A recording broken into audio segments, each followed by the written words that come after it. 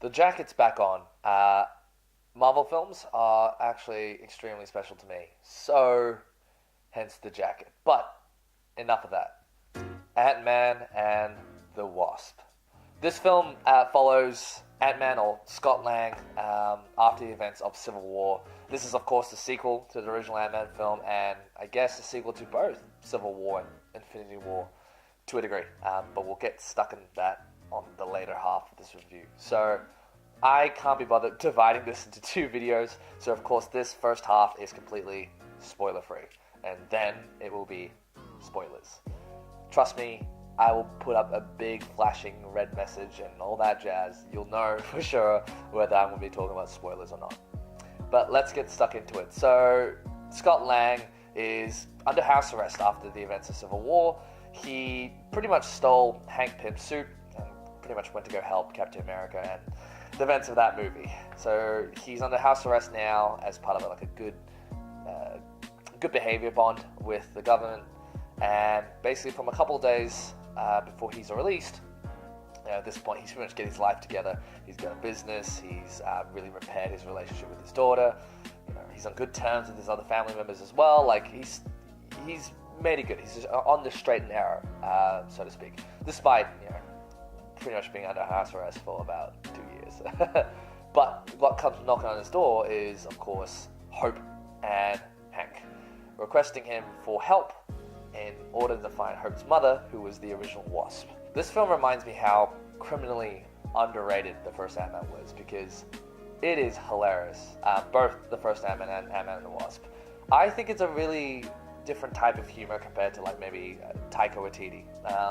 Even though we Thor Ragnarok, haha, it's a hilarious, awesome Thor movie, but my one complaint with that film, which I think is less so in Ant-Man and the Wasp, is that there is a bit more heart here, and I think that's a good reason to why I'm wearing this jacket. So if you don't know already, I wear this jacket because I want to talk about certain films that I kind of want to go into more depth with, plus also I guess Marvel films are now under that category as well. But a lot of the films I'll be wearing this jacket for, I think a lot of people could classify as, I don't know, thinking films, or a bit more deeper in narrative and things like that.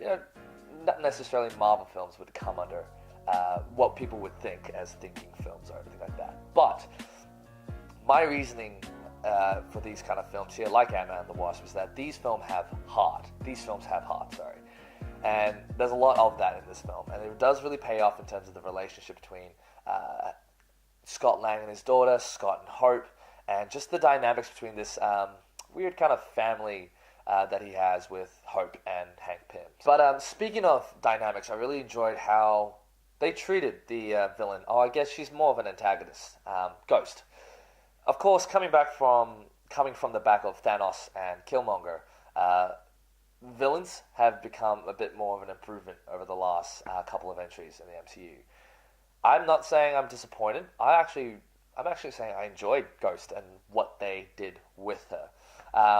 She was very much empathetic. I guess not to the same degree as some other villains, just because her arc was very plot driven. Best way to explain this is that I like the fact they treated her as more of an opponent, but there are still some of those flaws and some of those mistakes that Marvel always tends to make. A lot of exposition in places where I felt kind of diluted the idea of her character. I feel like there was some way to more, simplify her, and thus use the time you did spend on exposition and actually grow that character a little bit. I did really enjoy the fact that she was treated more like an opponent rather than a villain. That aspect was quite interesting. It wasn't played out the best. I feel there were some improvements to make there, but overall, she really did. She was enjoyable. There was really not much complaints with her. There are a lot of third parties in the film, though, and I think the third parties, I feel like they exist for the humorous sake. There is a lot of interactions between, whether it be Scott Lang's friends and Hope with Sonny, and there's a lot of, again, character dynamics. It works well for this film. It didn't feel too cluttered. I enjoyed when these scenes would melt together. There would be a carry-on joke from another scene would work into this one. Speaking about the jokes or the humor in this film, I think that's one of the main strengths of the Ant-Man films. I mean, you've got over a dozen in the pantheon of superheroes now, and they all have their thing, you know, whether it be how they fight, how they look, etc., but even how they put out their comedy, especially given that Marvel films have a very quippy sense to actually all the films. These certain films, like perhaps like maybe Guardians of the Galaxy or even Ant-Man, and now the recent Thor film, has kind of pushed that comedy element a bit further. I felt Thor Ragnarok pushed it, I think, a little bit too much. So seeing here in this film that they scaled down a little bit and made the jokes, I felt they really landed and had time to land. There were kind of maybe 3 or 4 central jokes that kept coming back, and it was I think it was a very classical way of presenting this humor, and very refreshing, especially coming out of Infinity War and how the tone of that film, as if you've seen it, how tragic that film is. And like coming back to a bit more of a lighter tone with Ant-Man and the Wasp, really did well to show how Ant-Man and what Ant-Man's part is in the cinematic universe. And yeah, it really paid off. Hilarious film. I think one joke in particular, this is slightly spoilers, but there's one joke that kept on going back and forth about this idea of truth serum. Hilarious. The whole cinema was pretty much laughing at every point they brought that up. And just on that ending as well, they've set up a lot between Scott Lang, Hope, and also Scott's daughter. I'm really glad they paid off a little bit more of Hope and Scott in terms of their relationship, because I always felt that their attention was, I don't know, I think they're a really good match, both Paul Rudd and Evangeline Lilly. They have really good chemistry. And this chemistry between those two characters and also Michael Douglas's character, Hank Pym, they really do carry this film. As much as the comedy's there, it's these 3 characters that really bring everything to the table. The reasons why, I think it's a big reason to why I really enjoyed this film. I really enjoyed this back and forth between Hope and Scott. I mean, there's a lot of gaps in between their relationship because of the whole events of Civil War and the first Ant-Man film, because they ended it on them kind of establishing a relationship. But I kind of got what they were going for here, and they really did try to pay that off, and I felt that it did. It worked really naturally. And I think there's a lot of exciting things to come of those 3 characters as well. Okay, that's my last little input. Spoilers. Absolute spoilers now. If you haven't seen the film, well, go see the first Ant-Man film, then go see Ant-Man and the Wasp, then come back, because this is, you've been warned. I'm giving you like 3 seconds. 3 seconds, all right? 3, 2, 1. Okay. Let's talk about the original Wasp. Janet Van Dyne. Dyne or Dime? Oh, Janet. I'm just going to say stick with first names from now on. Janet, she's been stuck in the quantum realm for like 30 years. Really, I was actually expecting a bit more of a villain twist with her, because I'm like, I don't know, did she go crazy? 30 years in the quantum realm, that doesn't sound like a pleasant place to be. But they didn't go that route. Interesting enough, we had her kind of return back to a status quo, albeit with a bit more, I guess, superpowers. She acquires the ability to mess around with like quantum entanglement, which is really interesting. Oh, that first post-credit scene. We all knew it was somewhat coming. Like they said that they were going to tie in Ant-Man and the Wasp, and they really did tie it in. Ant-Man decides to go back into the quantum realm to, I think, fetch like healing energy for Ghost. And speaking of which, that dynamic, Ghost being a bit more of an ally now, and how she's turned, not necessarily, she was never evil, she was just very much had her own agenda, her own goals, which is pretty much to save her own life. Sure, she took some very villainous means too, but I think that does set up a kind of like a Ant-Man team. Like, I think that's really cool, but they're going to step back. So that's why he goes in the quantum realm to fetch this energy for Ghost, and he becomes trapped. He loses connection. He loses connection with Hope, Janet, and Hank. And as the camera cuts, or the shot cuts to back in the real world, you just see black dust flying everywhere, and everyone verbally gasped and like in the cinema, because everyone was starting to move around and kind of like, some people don't always stay around for the credits, but seeing everyone kind of pause in that one moment and like a verbal kind of sigh from everyone. It's like, and I had my face in my hands, and I was like, I forgot. And just, it brought back how it brought back the stakes of Infinity War. I'm like, gosh, it brought back how we're gonna even win. How these heroes, the heroes that we've spent 10 years investing in their movies leading up to this point, how are they gonna overcome this event? And I think that was a really nice tie-in. Very subtle. It does change the tone. I think it was allowing it to feed back into Infinity War a little bit in terms of the kind of tragic, Shakespearean kind of vibe, and they went for it, and I was like, good. I'm glad and also very sad at the same time, because I didn't want to be reminded the feelings, man. The second post-credit scene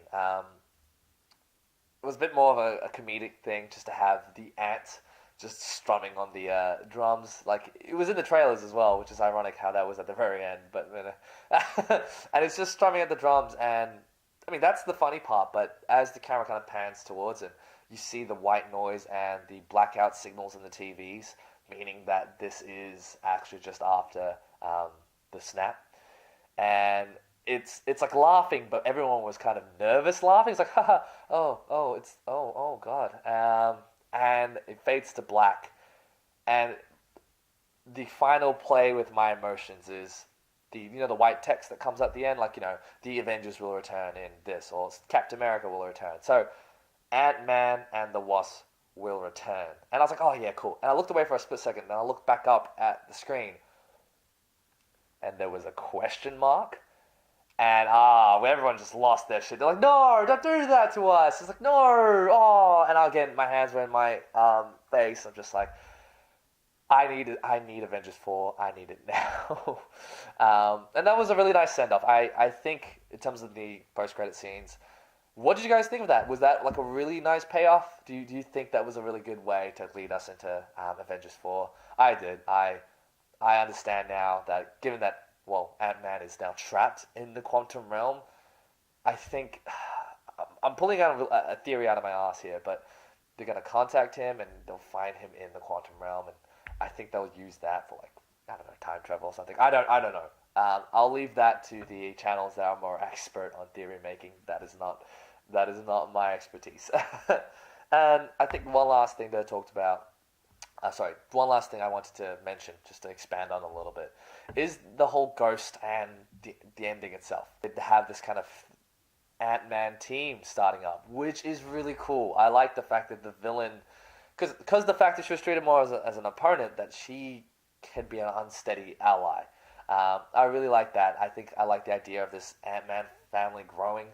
I say growing because of the fact that last post-credit scene with the whole Ant-Man and the Wasp will return, ?